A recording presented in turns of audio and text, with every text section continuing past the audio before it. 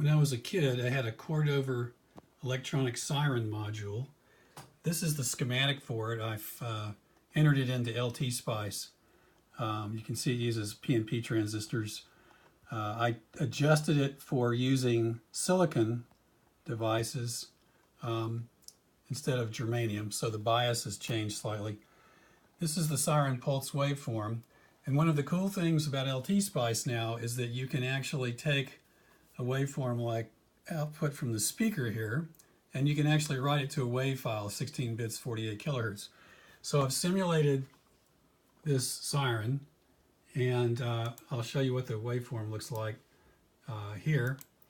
You can see this is the output, and if I zoom out all the way, you can see here's the siren going up in frequency and then back down. And over here is Windows Media Player. So here's what it sounds like when you play the simulation file of a siren circuit.